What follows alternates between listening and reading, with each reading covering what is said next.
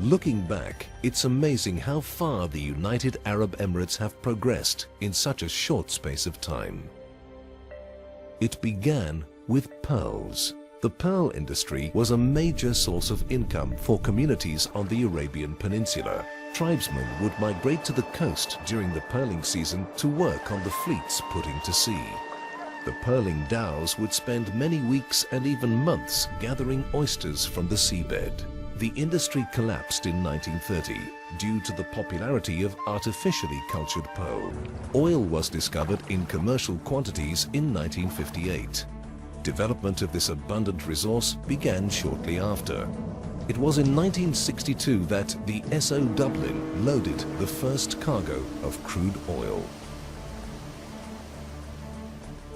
In addition to exporting oil, the need to be self-sufficient led to the opening of the Ruwais oil refinery.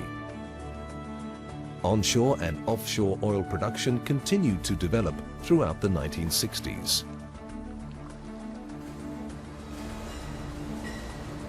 The oil wealth was put to use improving infrastructure. The city of Abu Dhabi embarked on a wave of construction that saw the island's shoreline dramatically change. At the center of Emirate development is the current constitutional monarch of Dubai, who is also both the Prime Minister and Vice President of the Emirates, Mohammed bin Rashid Al Maktoum. As Sheikh of Dubai, he is one of the two most powerful men in the Emirates, the other being the current President of the Emirates and current Sheikh of Abu Dhabi.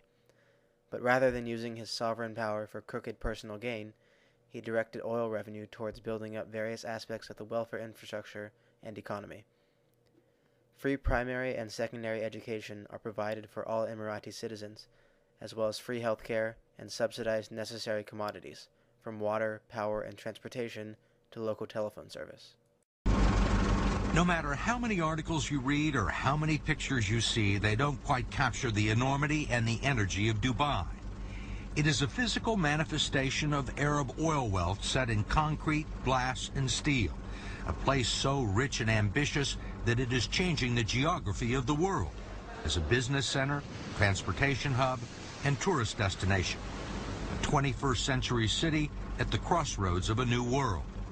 Skyscrapers rise in clusters, man-made islands rise from the sea, and entire neighborhoods with hundreds of office buildings and apartments rise from the sand. And it is all the vision of one man, Sheikh Mohammed bin Rashid Al Maktoum. This is where we're standing now. All this is nothing. 2000. January 2000. 7 years ago. Yes. This was desert. And look now, all what you see. What you see has been called the largest construction site on Earth, with 500,000 laborers working on a reported $300 billion worth of projects, building Sheikh Mohammed's dream of a modern, efficient, and tolerant Arab city with fine restaurants and a vibrant nightlife, both the playground and the business capital of a new Middle East. What are you trying to do here? What do you want this place to be? I want it to be number one. Not in the region, but in the world. What do you mean number one in the world? In everything. High education, health, housing, just making my people the highest way of living. But the sheikhs know that the oil wells will eventually dry up and are aggressively pursuing economic diversification, such that non-oil revenue rose above 70% of GDP in 2011. The combination of the Emirates' booming financial and retail industries have actually overtaken the contribution of oil to GDP.